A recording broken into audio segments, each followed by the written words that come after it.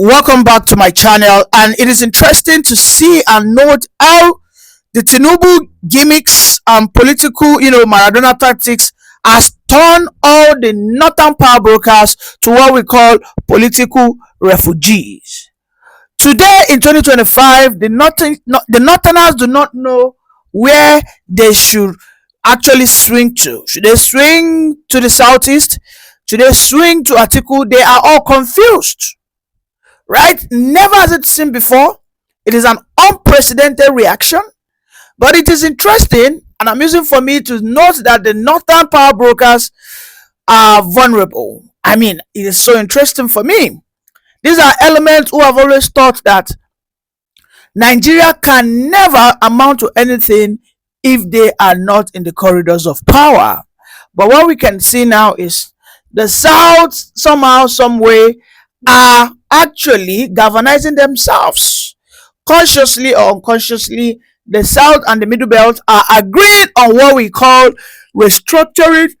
So many people are supporting Tinubu on his state policing agenda. So many people are supporting Tinubu on the tax reforms. I mean, these are things that, yes, in the short term might be hard, but on the long run, I mean, people have come to realize that we can no longer continue with the Baba Abuja, make all of us go to collect money for Abuja. We have all realized that, because that is the exact thing that has kept us in this state of stagnancy. Yeah, for the northerners, they hate the fact that they are alive to experience such incidents and events.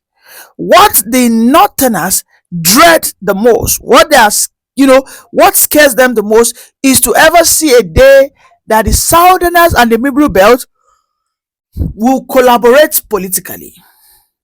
I'm telling you, what the Northerners, what scares them the most, what frightens them, okay, is for them to see that the South and the Middle Belt will agree on where to vote, or where to cast their vote in any coming election. But what we can see today is the Middle Belt, mostly the Benues, the Plateaus, are saying that they would rather vote a Tinubu if they not feel that they can use El-Rufai to push any candidate. That's it. We can see how El-Rufai today is now a political refugee, a political orphan. He has been relegated. The likes of Atiku, all of them has been relegated. The Middle Belters and the Southeasterners, who were initially, including myself, looking up to ADC to do the right thing, not knowing that the ADC itself was a Trojan horse just to, stylishly come and, of course, tame Peter Obi's glory. That is what ADC is for. Because ever since ADC came to limelight, the momentum Peter Obi has been gaining has been dwindling. Or if you are not seeing it, then it is still your emotions that is deceiving you, or you just want to be intentionally to be an hypocrite. Because you will realize that the last time ADC came on board, that Obi said he would be a part of ADC, people started questioning him. Why are you going back to this structure of criminality? You know that ADC, as far as Atiku is concerned, Atiku has his men that are loyal to him, the likes of Aregbe, the likes of David Mark. And these people have been questioned. Are you stepping down? And in fact, Atiku responded with a symbolic response. He said, I will be contesting for presidency in 2027. Atiku did not say, I will be contesting in the primaries, and if I win, I will, or if I don't win, I will support whoever comes. Atiku did not state that categorically. Clear? He is saying it to his northerners that I in ADC will be for the president in 2027. I mean, that shows you how close-minded he is. He doesn't even think of stepping or supporting or pushing the candidacy of Peter Obi. And for me, For that reason, that is why I said that majority of the Southerners and the Middle Belt will rather go out there and vote for a Tinubu. I mean, take a look at the tweet on my screen. Professor Sam Amadi, this is a man whom we know is, I mean, a very strong supporter of P2B. He has said that if the ADC will not do the right thing, then we have to vote Tinubu. And this is why I said Tinubu has relegated them. The Northerners today are refugees. They cannot believe the reactions that they are getting from the Southeasterners and the Middle Belt. It is unprecedented for them. The last time that we saw something like this was in 2011. But even at that, it wasn't as tense as this. Everybody now is self-preserving. Everybody is saying, instead of me to have an El Rufai, I would rather have a Tinubu. Is that not a signal that Tinubu will win? So many people are saying that in the Middle Belt, some people are saying that if Obi even eventually gets the presidential ticket and he wants to run alongside El Rufai, they would rather vote Tinubu. So you can see how people are aligning. As in, they are aligning even without their own conscience. So people are not seeing that they are mistakenly, going out there to say things that are favoring Tinubu. How this man does it, nobody even understands. But one thing I am aware of is Tinubu has opened the eyes of almost everybody in the South and the Middle Belt that did not deserve to be put in the place that they belong. That they alone cannot always think that their interest alone must be respected and must be protected. You have to respect the interest of the Middle Belters. Yes, you have to respect the interest of the Southerners, whether South, whether Southeast, whether Southwest. You know the North are usurpers. Yes, I mean you can see the handwriting even in the clouds. I don't know who is pushing Atiku. Me, I don't even know, because the handwriting is out there. The handwriting is out there that Atiku cannot win. That El Rufai is not wanted. He is yet to be forgiven of so many of his alleged atrocities he committed while he was Kaduna governor. So for me, it is crazy that I am seeing how everything seems to be falling in line for a particular man most of us never wanted. But here we are today. Even when I go through my comment section sometimes, I will see some people, they will say that, well, in 2023 I didn't support this man, but today it seems I will support him. Some people say in 2023 I supported Obi, but the way Obi is behaving, I don't think Obi has the capacity to confront the Northerners, which I don't want to speak about. But sometimes when you look at Obi's methodology, they are questionable, because there is absolutely nothing wrong in him declaring that let the ADC zone. But he is not saying that. He wants to be an Nnamdi Azikiwe, a ceremonial president. Is that his intention? I don't know, because you cannot be, in a business or in a coalition with people who are telling you that their own interest is first, but you on the other end, you are not defending your own people's interest. Nobody does like that. Yeah, we are only trying to commit what we call political harakiri. Nigeria, everybody must protect their interests. While we are coming together, I will come with my own interest intact and well pronounced to your face that I am in this because I want this and this and this. Not you going there with a blank check that anything I say I collect. No politician, no serious politician will do that.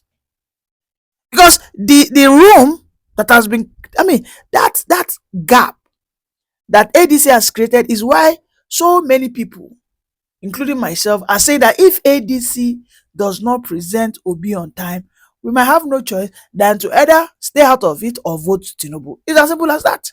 Because the North must never, they must never, you know, have a taste of that power in 2027. No, no, no, no. I am not going to be a member of those people that will say that is good governance my food. At this time, God forbid. The North, you are falling for the rhetorics of the North. That good governance. Is it Atiku that will give me good governance? Atiku will come and give me good governance? Like Atiku, the same Atiku that we all know? You guys got to be kidding me. So they have all been turned to political refugees. Let them be relegated. Let them be grasping for breath air like oxygen. They are running helter-skelter looking for who they can use, manipulate. I mean, I saw an headline wherein they said that the Jonathan's allies are trying to rally Obi to step down so that the North can push Jonathan. I mean, you can see these people, they want to always be in control. Control freaks. That's who they are. They don't want anything that will come out there and ask them who you be. They don't want it. They don't want any force, any person that will come there and say that, let us do this. This thing is good. In fact, it is good for you too. Yes, it might not be bad in your religion, but it is. They don't want it. They don't want anything. They imagine, they are saying that I mean, and you know that in every rumor there is a piece or two pieces of truth. This one that Jonathan, it is the North that pushing Jonathan. Oh, don't forget, not the Southerners. The Southerners are not even talking about Jonathan. Who is talking about it? Maybe fractions, maybe like 0.6 to 0.8% of Southerners. Nobody's talking about him. What everybody's talking about in the South, aside Tinubu, is who? Obi. Obi is the most popular Southern candidate. Okay? But the North are stifling his candidacy. And the South has said, for you not to, because that is our interest. I don't think a Yoruba man will be sad if Obi replaces Tinubu. No. No. I don't think the Middle Belters will be sad if Obi replaces Tinubu. Provided Tinubu or Obi gets that ticket on not stringent conditions. But you see, the North want to they want to put chain around his neck, around his hand, around his leg, so that if he tries to move, wavy, they'll just come back. Where they go? That's what they want to do. They want to chain him. That is why you can see that the person that they've tried it for, they tried it on Jonathan. They are trying to return him back. Have you not seen, like, in the last 6 months that this issue of ADC coalition has started? Have you not noticed how Jonathan has now once again become so relevant? All of a sudden, Jonathan, who went into oblivion under Buhari. Jonathan actually went into oblivion under Buhari.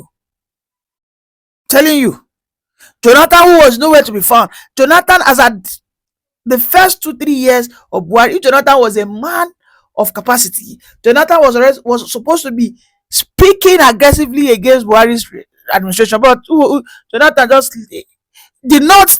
They shut him up. So now he believes he can begin to campaign, talk, say all sort of nonsense because the North are pushing him. That man will be saying a puppet. No. We want someone in the South that will come and trample on the face, on everything the North think is sacrosanct to them. That is who we want from the South. Like, go in there, disrupt all those structures, all those criminal structures these northern hegemonies and oligarchs have installed, they've erected. Cut them down, cut it short, make everybody humble, turn them to relegated politicians. They cannot be the one that will be dictating everything. If state police will fail, it is still the North that will make it ensure that it fails. the Southerner, not the Southerners. If that state police argument, this state police proposal, if it fails, I am telling you that it is still the North that will ensure it fails.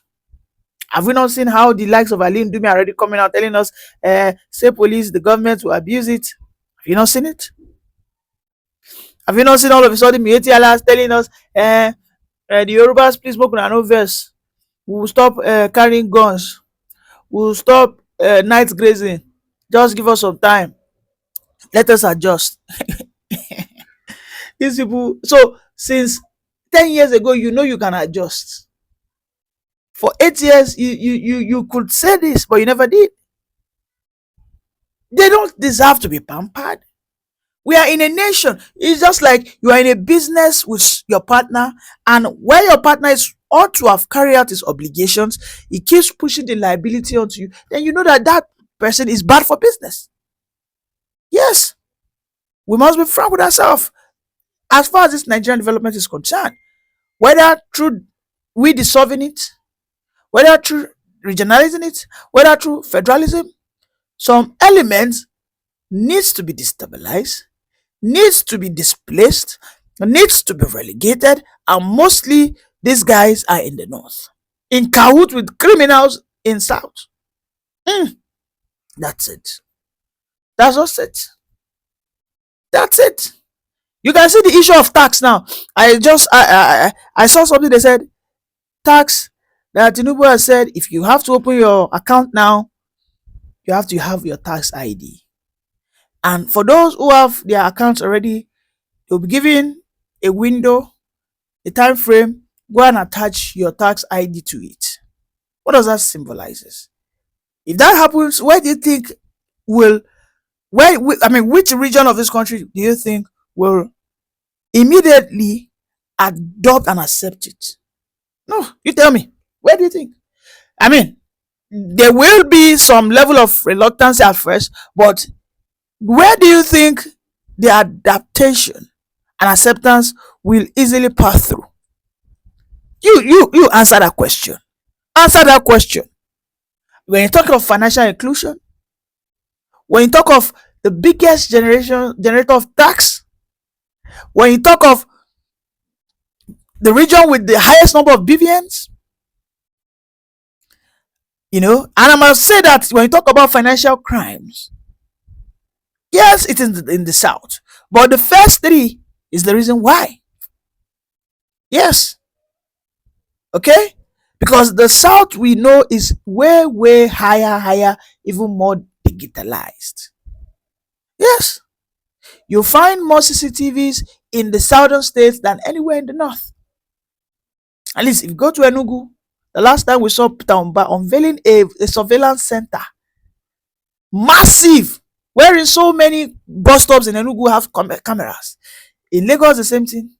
If you go to some places in Oyo State, Ogun State, if you go to some places in River State, if you go to some places in Calabar State, but tell me where in the north.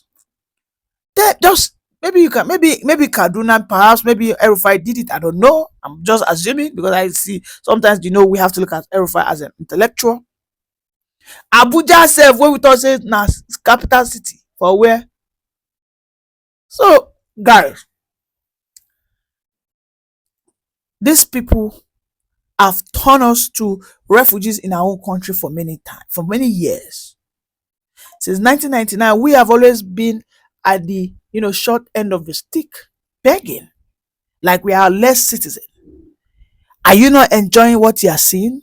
That the North today, they can't even fathom or understand what has happened to them. How the fortune has, suddenly turned around against them. They can't even imagine it. They can't understand it. If they bust their head, are you not enjoying it? That is how it should be. It should be a turn by turn thing. Now that a Southerner is there, we press the neck. When they get there, when they keep pressing our neck, no wahala. We'll keep doing it until the day will come and say that, okay, we've had enough. Let us now ask ourselves the real questions. Do we want to restructure our constitution? Because when you keep lying to yourself, you do not want to ever agree that this is who you are, then we will keep, should I say, covering the wound. As against applying the real medications, we just keep patching the wound. That's it. But when you have a wound, I have a wound. So when it is time for me to be the president, I pitch that your wound. It pains you. When it's my own turn, you pitch my wound. I cry. It will get to a time I start asking. I say, why are we doing this? Can we please treat this wound together? Which is our diversity. Which is what? Premise, or yes, premise predicated on that constitution. If we don't do that, we'll just, and I'm tired of that hypocrisy. Let the North taste let them have a taste of that bitter pill they've always served us, most especially for the 8 years of Buhari. If you're just joining, please kindly like, subscribe, and share. Bye for now.